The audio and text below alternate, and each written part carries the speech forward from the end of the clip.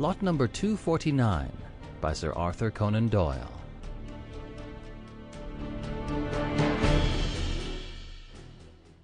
Of the dealings of Edward Bellingham with William Monkhouse Lee, and of the cause of the great terror of Abercrombie Smith, it may be that no absolute and final judgment will ever be delivered.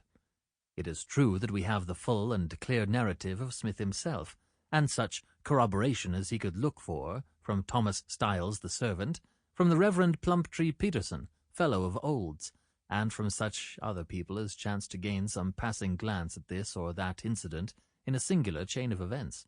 Yet in the main, the story must rest upon Smith alone, and the most will think that it is more likely that one brain, however outwardly sane, has some subtle warp in its texture, some strange flaw in its workings, than that the path of nature has been overstepped in open day in so famed a centre of learning and light as the University of Oxford. Yet, when we think how narrow and how devious this path of nature is, how dimly we can trace it for all our lamps of science, and how from the darkness which girds it round, great and terrible possibilities loom ever shadowly upwards, it is a bold and confident man who will put a limit to the strange bypaths into which the human spirit may wander. In a certain wing of what we will call Old College in Oxford, there is a corner turret of an exceeding great age.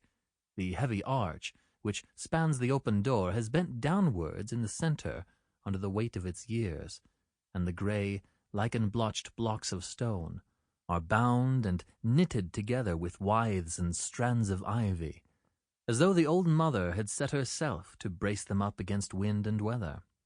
From the door, a stone stair curves upwards spirally, passing 2 landings and terminating in a 3rd one, its steps all shapeless and hollowed by the tread of so many generations of the seekers after knowledge. Life has flowed like water down this winding stair, and, water-like, has left these smooth-worn grooves behind it. From the long-gowned pedantic scholars of Plantagenet days down to the young bloods of a later age, how full and strong had been that tide of young English life. And what was left now of all those hopes, those strivings, those fiery energies, save here and there in some old-world churchyard, a few scratches upon a stone, and perhaps a handful of dust in a mouldering coffin? Yet here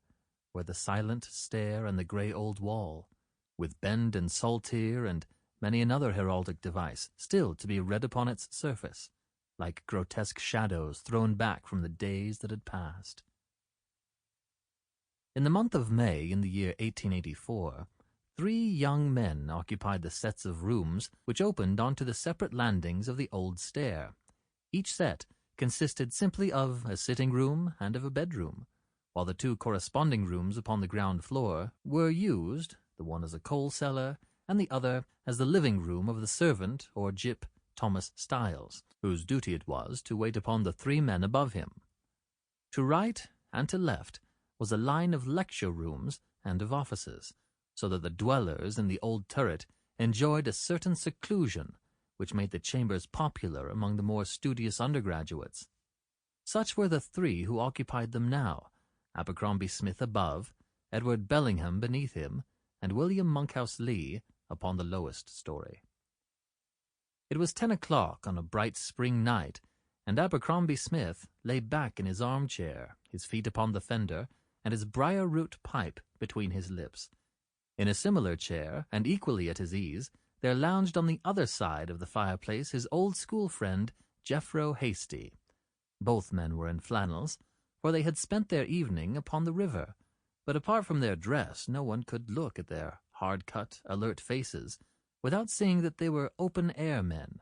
men whose minds and tastes turned naturally to all that was manly and robust. Hasty, indeed, was stroke of his college boat, and Smith was an even better oar, but a coming examination had already cast its shadow over him and held him to his work, save for the few hours a week which health demanded. A litter of medical books upon the table, with scattered bones, models, and anatomical plates. Sample complete. Ready to continue?